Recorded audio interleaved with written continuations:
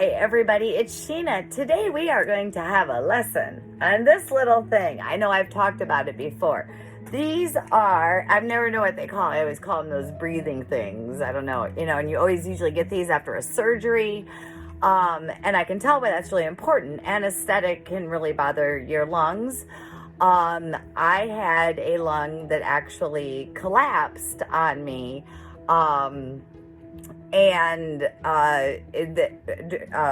partial did during one of my surgeries. So, but what I find is to keep my lung health healthy, especially because I hate to admit it, but I'm a smoker and I've really been working diligently lately to quit. I use Nicorette lozenges prescribed by my doctor or nicotine lozenges prescribed by my doctor. And they really seem to work, but I also find that I run out of breath rather quickly from probably the chemicals in my body. And yesterday, when they admitted me, was Friday night. My days are always so off. But when they admitted me Friday night, they couldn't find my vein, and usually I have big honking veins. Like, let me see here. I don't know if you can see the one. Nah, I need a better camera if I'm going to be doing this video creation stuff. But anyway, my veins, I've always had good veins. Like, anytime I've gone to get blood draws, the lab technician is always like, you got great veins. And I'm like, yes. Well, I do not have great veins anymore. Chemo eats your veins. My veins have all shrunk. They actually brought in, and there are so many jobs in the medical field that you do not know there are until you are actually experiencing different treatments, I have found. They brought in this gentleman who I found was very interesting. He actually has relation in the town that I live in. It was really interesting. So I'm really excited. He was a very nice man. His name was John. But what he does is he comes in with an ultrasound. So one of the imaging things, if the stuff where you see, they'll look at your heart or your valves, they run it over yours, you just see, so they can see inside of you. It's that black and white picture. That's how I've had biopsies done. They use an ultrasound and then a numbing agent, and then I've actually watched them stick the needle right in. Well, anyway, he could not get into a vein. I do have a port. That's what this is, and that's where the drugs right there, all of this stuff here is running into, is through the medical port that's inserted. It's actually a medical device that's implanted in my body. But anyway, when they do blood draws, when I come in, and you can see I have a couple of little, let me see if I can, where's my finger? Little dinks right there, and all these little marks. Those are from blood draws yesterday. You really bruise really easily. So, and your veins can collapse and it becomes difficult. So for people that are taking certain chemo drugs, which like the ones I'm taking, the Herceptin, I actually have to have my heart monitored very frequently. So every 3 months they do an echocardiogram to check they actually measure the size of my valves, the things like that. I'm really worried about the one upcoming because of them having to bring in John yesterday with his ultrasound machine to insert a needle in my vein. It was absolutely insane. So anyway, they showed the picture, and like literally you used to be able to see this big vein pop out here, and this, I see this big vein in my neck right here that when I get all excited, that used to look like that in the middle of my arm. It does not anymore. You can't even see it. Even if I squeeze my arm, you don't see that vein anymore. And he showed me on the ultrasound how much smaller my veins have become and arteries. So really what happens when you do chemotherapy is it's massive cell death. You kill every single cell in your body, and then it regrows. And I asked him, I said, well, are they going to go back to normal size? And guess what? Usually they don't. So anyway, as we know, our arteries and veins, you know, they not only carry our blood, but our blood is oxygenated as well. So it makes sense running out of breath. It also makes sense to stop being a cigarette smoker. But anyway, this product here, I laugh because I always call it the air thing. And I'm like, I should really know what this is called at this point, but I don't. These are volumetric incentive spirometers. And what this does, I found that it works really great to, if I'm going to have an upcoming surgery, even through my treatment, it actually is helping me become better, feel better fit and more accomplished, and having more energy, I feel. So I practice with it. You usually have a little slider that goes up and down. And after my last surgery, they wanted me right about here to be able to get this up to there. And what you need to do is try to keep this little blue thing right here in between these two lines the whole time, rather steady. And this volumetric incentive spirometer, I'm probably saying it wrong. People out there are probably laughing at me. But this works by you actually inhale. And when you inhale, this is also a yoga lesson from Sheena here. You want to be sure you're inhaling deep, just like a singer does, like somebody that's in a choir. You inhale from your belly, so you breathe in really deep from there. So you want to imagine your breath coming into your belly, filling it up first. So that's filling up your lungs. When we become stressed out, when our bodies are stressed, when we have panic attack, fear responses, we breathe from up here. And some people just breathe from up here all the time, which I kind of do a lot myself. So anyway, this I think is a very effective tool, not only for my lung health, my body health, my health and recovery from the use of anesthetic for surgeries if I have those. And it makes me feel better as I stop smoking.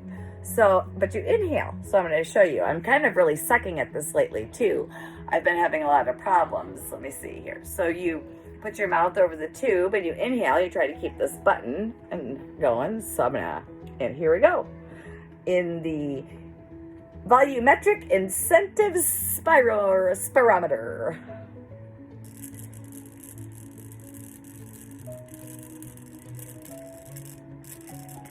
As you can see, I have trouble letting it. Then you want to exhale and let it out. And what I do is I do it like when you do yoga breathing, when you do that deep meditative, that deep relaxing breathing. You want to inhale very deep from your belly, and then as you exhale, push your belly button into your spine, and you want your exhale to be longer. So I try to make my exhale run the whole length until it falls down and stops. And as you can see, I need to practice, and I have been working on this for several days in between here since I got here on Friday, because I'm really concerned if they are going to have to open me up again and have surgery.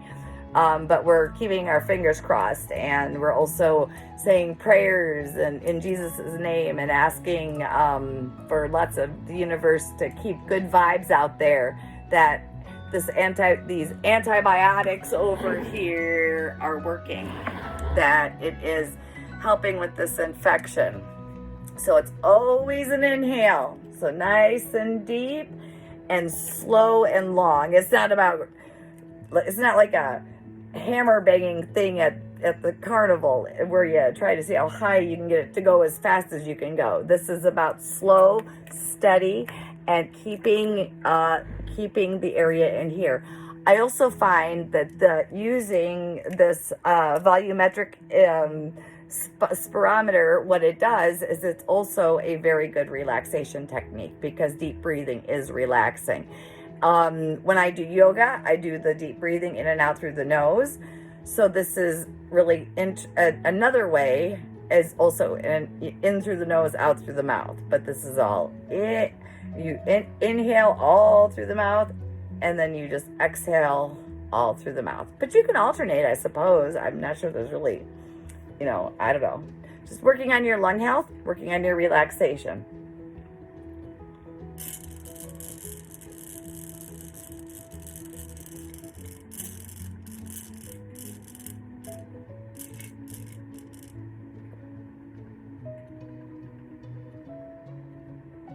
And as you can see, that's bouncing around in there. The goal is to get that in there and hold it steady. And you want to be in this spot. I get it to a certain point and then it falls.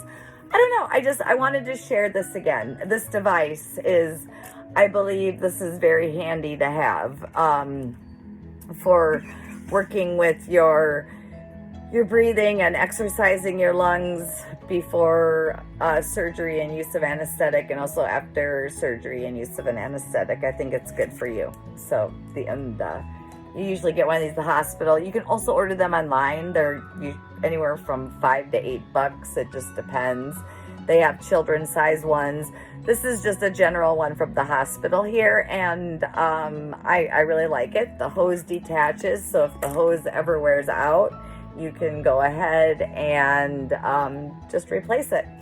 And when I want to clean it out, I usually just dump some, at least like 91% rubbing alcohol in there. I give it a good shake, empty it out, make sure the nozzle's off, and then I let it dry.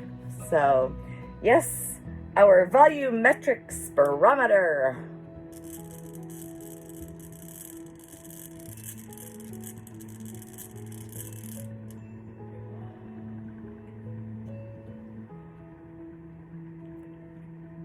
I don't know.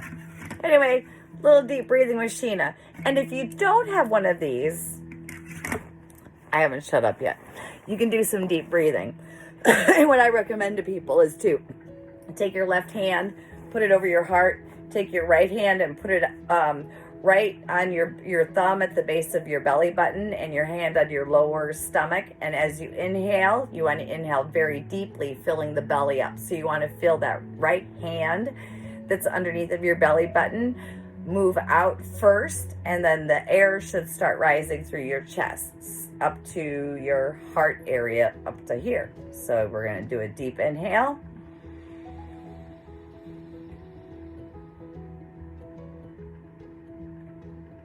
Hold it for a couple of counts, and then you're going to exhale slightly longer than your inhale by squeezing the belly button into your spine as you push that breath all the way back down from your upper chest out through your belly.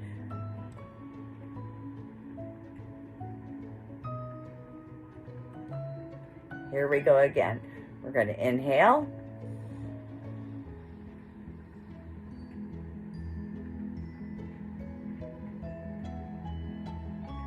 And exhale.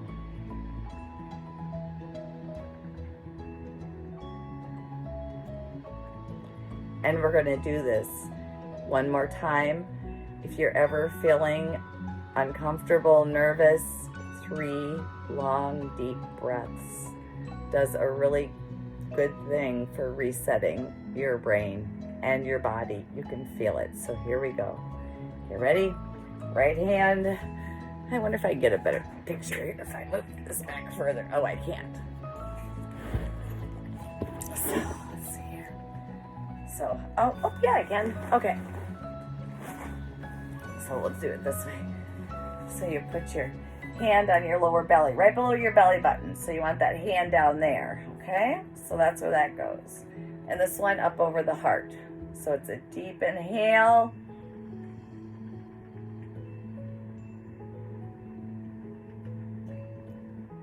Then a long exhale, squeezing the belly button to the spine.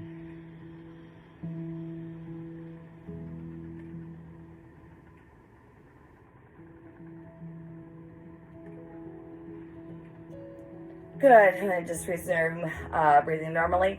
And it's also a good idea to pay attention to your posture when you do this. You want to make sure that you're sitting up nice and straight and even. That's also another thing with the mastectomy, as you can tell, you know, I'm uneven. So one half of my body here, the spacer is being filled with the reconstruction, and then my right side is the side that keeps getting infected, the one that we're treating right now. And so my balance is off, and I have noticed different issues with my back because of that.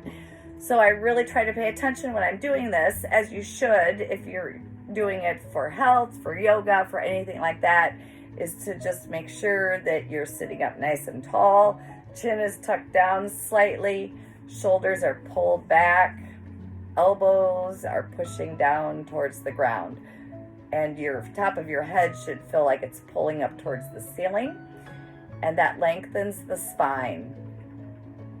And you can really work on that deep breathing with that.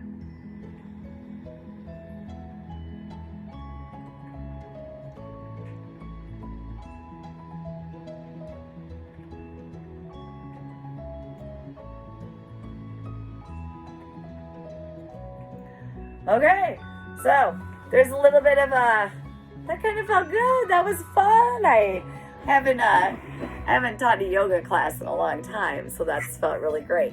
But the whole that's part of the yoga class is the breathing. All yoga is simply is an exercise that combines postures, movement, and breath. And the breathing is really one of the most important parts, and breathing is important for a lot of things, so many things. Even when they insert the needle here into my port, I always take a good breath in, and as I exhale, push that baby in there, and it doesn't hurt so bad. All right, but the whole goal of tonight was I was curious what this was actually called instead of calling it the air breathing thingy. It's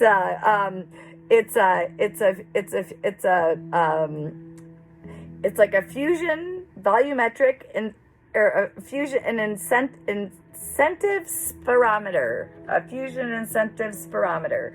But I think if you just called it an air spirometer, it works. I typed in, what do you call those air breathing thingies on Google to see what it was. All right. Anyway, that's about it. So I hope all is well. I wanted to share with you a little bit. I wanted to talk about some deep breathing techniques because I did promise people that I would continue with my Team Boobies yoga stuff. So Team Boobies, what was I thinking?